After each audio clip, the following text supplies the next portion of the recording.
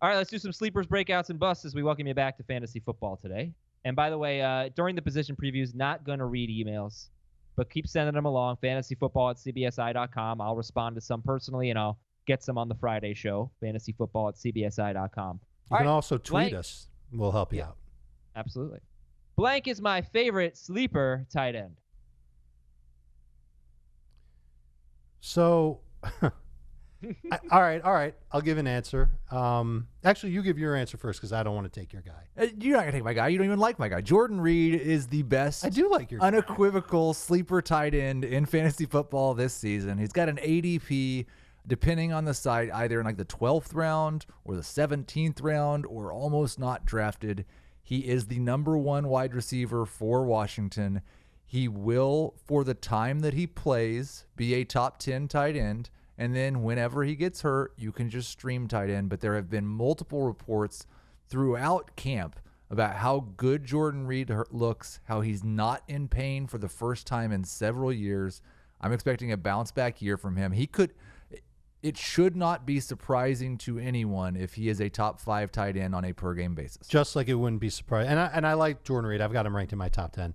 It also wouldn't be surprising if he missed 8 games and I think it'd be a little touchdown. I think it'd be a little surprising if he missed 8 games. He has played at least 12 games 3 of the last 4 seasons. He's only missed 8 games or more once in his career. So, yeah, I don't think like he has not missed that many more games in the same number of years as Vance McDonald, but he gets the definitely injury-prone label, and Vance McDonald we just talk about as a possible breakout candidate. The thing that the other nitpick I've got on Reed is the early season schedule is tough. He's got the Eagles, the Cowboys, and the Bears to begin the year. But in a sense, if he's going to get the targets, like wide receiver type targets, that doesn't bother me as much when it comes to tight end. So that's mostly the reason, the fact that he's more explosive and healthier. I'm really looking forward to watching him in the preseason because last year when he played, man, he did not look good at all. And now if he's moving more than 5 yards downfield, there's reasons to be excited about him. You do kind of commit a little bit to the streamer theory. Stripper theory? No, not wrong type of fantasy podcast. The streamer theory when you draft Jordan Reed, but that's okay because you're taking him late. Yeah, and I understand the appeal for sure. I'm less excited in non-PPR because I worry about the touchdowns. I think this is the worst offense in football. Yes, and that's true. We have had, though, in 2 of the last 3 seasons, not last year, but 16 and 17, we had one tight end that was on the 31st ranked offense in football. That was Evan Engram. And one tight end that was on the 28th ranked offense in football. That was Jared Cook. Oh, no, that was last year. I'm sorry. So it was 2017 and 18. So in each of the last 2 years, we've had a top 5 tight end on a terrible scoring offense. And in Cook's case, he led the Raiders in every passing category, targets, yards, catches, and touchdowns. I'm almost positive. So I think you see some similarities there with Jordan Reed. Okay, Dave, who's your sleeper? I'll go with Delaney Walker. I'd actually like to give you an even deeper sleeper than that. Can I give you 2? Of course. All right, so Delaney Walker, the fact that he's healthy. I know who you're going to say. I think they have the same initials, right? Who is Delaney Walker? Yeah. Yeah. Yeah. Wow. All right. Do you have the same source I have? Because I got it from a little birdie. No, you remember the little birdie? Little birdie told me to watch out for the deep sleeper is Darren Waller in Oakland. Yeah. Apparently he's looking great. He has been dealing with a leg injury that kept him off the field for a couple of days, but I think he's going to be back. He's just going to get that opportunity that Jared Cook had last year. We know that Antonio Brown hasn't been at practice because of those ugly feet. He's been getting targets, and he's been looking good. So if we're talking late pick, maybe even a tight end, a second tight end to put on your bench and see what happens, Darren Waller might be it. He did nothing. He's done nothing in his career, but opportunity is everything in football. And now getting back to Delaney Walker, he's healthy. Marcus Mariota has consistently leaned on him. I believe he's had over 800 yards each of his last 3 seasons when he was healthy. 6 touchdowns or more in 2 of those last 3 seasons. As far as streaming tight ends go, and his ADP, I think, is actually going up. I don't think he's bad at all. At Cleveland week 1, Indianapolis week 2, he could get you off to a decent start, especially in PPR. No, I wouldn't be looking at Walker as a streamer. I would be looking at him as a guy that I'd hope to start most of the year. Before last season, he hurt his ankle in week 1. He missed the rest of the season. He was a top 7 tight end in non-PPR and a top 5 tight end in PPR 3 straight years. That's Delaney Walker. So I think, I definitely see sleeper appeal there. And Darren Waller, by the way, he's caught 100% of his career targets, 6 for 6 for 75 yards. He also had a 21-yard carry, and he was a wide receiver in college. So there are obviously receiving skills for Raiders tight end Darren Waller. All right, breakouts, guys. I don't see how OJ Howard doesn't have a big year. Like, I love OJ Howard. I'm with the public. I'm taking OJ Howard over Evan Engram. You guys have Engram ranked ahead of Howard. I think Howard's such an obvious breakout candidate because injuries cut his season short. But you get rid of Deshaun Jackson, you get rid of Adam Humphries, you don't really replace them with anybody. I mean, I just think the sky's the limit for a guy who entered the NFL as one of the most talked about and touted tight end prospects in years. So who else has OJ Howard as a breakout?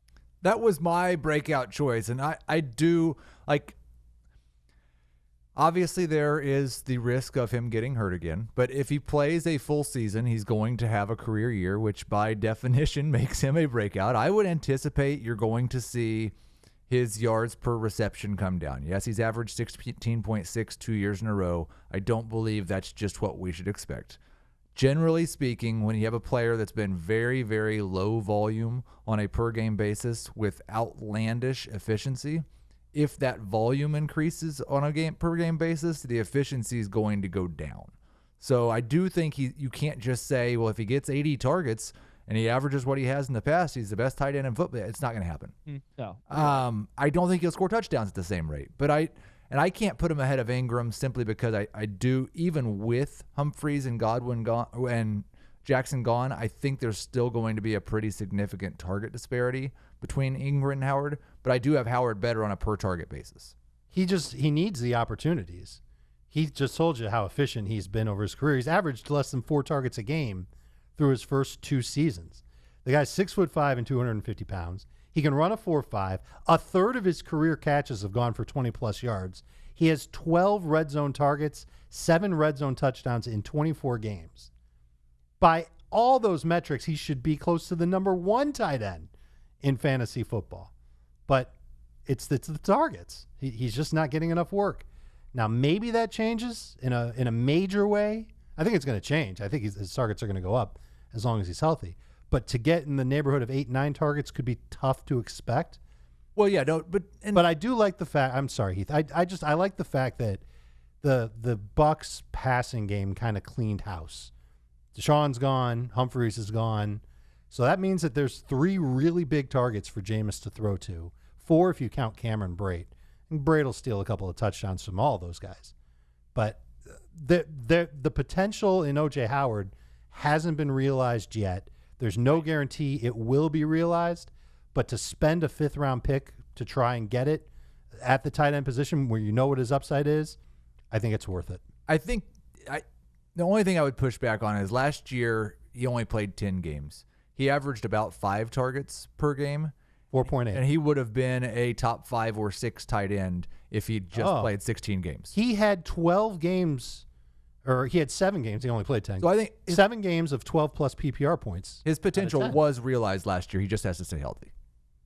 All right, who are some other breakouts at tight end? I'm going to go with Mark Andrews, and this is just going back to the late-round tight end he had a 64% catch rate from Lamar Jackson in Lamar Jackson starts last year. He's had glowing reviews. His route running has been great. Jackson, for what it's worth, I don't know how Jackson looks throwing the ball to his receivers. But from what I understand, he and Andrews are like this. They are tight. And that's going to play out on the field. I think he's going to play every down. I think he's a solid late-round pick. And if you miss on tight end early, that's the one that I think has the most upside of everybody outside the top 8 tight ends. Yeah. And for those of you who weren't watching, I didn't see it either. I anticipate Dave made the fingers intertwined sort of gesture. Yeah. Like fingers crossed. They're right. like this. Yeah. Right, exactly. Like that, listeners. Heath, I said they were tight. I expressed it. in Yeah, no, words. Right. Absolutely. Well, I mean, Evan Ingram's obviously a breakout candidate. We'll get all right. Heath, did you have another breakout, or should we move to busts? Well, O.J. Howard was the name that I sent in, but I would also say Hunter Henry is absolutely a breakout candidate. It's just all depends on what percentage of Phillip Rivers' passes go back to the tight end, because he has been surprisingly efficient for a tight end, averaged 9 yards per target. He's scored once every 10 targets. He doesn't have the same target potential as Kelsey or Ertz or Kittle, but I do think he has the same target potential as Evan Engram in that Chargers offense, and if he gets that, he's going to be a top 4 tight end. Okay, and we haven't really brought this up, but Melvin Gordon, if he's not there, does that help or hurt Hunter Henry? I think it helps him a little. Yeah, I'm not sure. I think it helps him in the red zone a little. Right, that's what I was have they still have Austin Eckler, whose best work is done in the passing game. Right, but in the red zone, I'm not sure if that matters like the as rushing much. touchdowns with that. Yeah. The team rushing touchdowns would probably come down. That'd be my guess. All right, let's go to busts, and let's get a little bit of a move on it here so we can get to all of the ADP and make sure we're not leaving anybody out. Who's a bust this year, Dave? I'm going to go to Hunter Henry. I don't like him at his ADP. His 1 year when he scored 8 touchdowns, 2016, there was no Keenan Allen. Mike Williams was in college. Austin Eckler wasn't on the Chargers, I don't think. So now Phillip Rivers has a nice group of pass catchers. Doesn't have to lean on Hunter Henry for 8 touchdowns. He has 12 touchdowns in 29 games. He only has 8 games with 70-plus yards out of 29. So I feel like he's a little overrated. I'm not feeling Hunter Henry as a round 5, round 6 pick. And he's a round 6, round 7 pick in ADP, right? No, not that from what I saw. Yeah. I mean, round 6, 68th overall on CBS. So that's the back half of round 7, 6. And round 6 on Fantasy Pros. You want to talk me into round 7 on him, I'll let you. But well, I Eric Ebron is he's going behind Eric Ebron. He should go ahead of Eric Ebron. Eric Ebron, and Adam got so mad at me for saying this before, but I'll say it again. You guarantee me 12 games of Jordan Reed in PPR, I will take him over Ebron this year. He's hurt right now. They've added Devin Funchess. They've added Paris Campbell. There weren't very many targets for him last year when Jack Doyle was healthy. Eric Ebron might be a fine late number 1 tight end just because he scores touchdowns enough to finish there, but he's not someone I want to start. If you had to draft him, what round are you looking to do it in? Heath. 9? Yeah, I disagree with you on the Reed versus Ebron thing because I think the Colts will throw about twice as – I'm not joking. I think they'll throw about twice as many touchdown passes. They did more than that last year, as the Redskins will. And touchdowns matter, and Andrew Luck has a history of going to his tight ends for touchdowns. But I do think that 6th round is way too early. Tight end 6, tight end 7 even. I mean, I could see a tight end 7 if he's way behind the second group of 3. But just know that in terms of targets, yards, and catches, when Jack Doyle was healthy, he had more of all of them than Eric Ebron. I think Ebron probably earned a little bit more this year, right? Like, he was so good for them last year. He should probably get more targets than he got last year in the games that Jack Doyle was healthy. But, yeah, it's a concern. Plus, they bring in Funchess. They draft Paris Campbell. They're going to run the ball a lot more based on – they went 9-1 when they started using Marlon Mack last year. So I see the bust potential for sure on Eric Ebron. And I do think he's definitely a non-PPR guy, much more than a PPR guy. I'm a little worried about Evan Engram, guys, because I don't like him in round 4, as I've been saying. Round 5 is fine, in my opinion, top after pick 48, 12-team league. But I don't know what happens when Daniel Jones gets in there. You know, if Daniel Jones gets in there, which I assume will happen. I know Eli Manning's not a great quarterback, but I like Eli Manning for Evan Engram. And I like Engram a lot more now because he could get off to a great start without Golden Tate. But his 16-game pace without Odell Beckham, I think he played 14 games without Beckham. His 16-game pace without Beckham. He's played 16 without Beckham. 4 last year and 12 the year before. No, it was 10 the year before. I'm looking at it right now. He played all 16 games as a rookie because I think he missed them. He missed the last 2 games. All right, so what have you got? 77 catches, 962 yards, and 7 touchdowns. Pretty good. How do I have different numbers than that? That's really good. I could be wrong. It's pretty good, but it's not 1,000 yards, and it didn't have Golden Tate. So, just the Daniel Jones factor scares me a little bit. That's why I'm going O.J. Howard over Evan Engram. But obviously, both those guys are super, super talented. Both were first-round picks.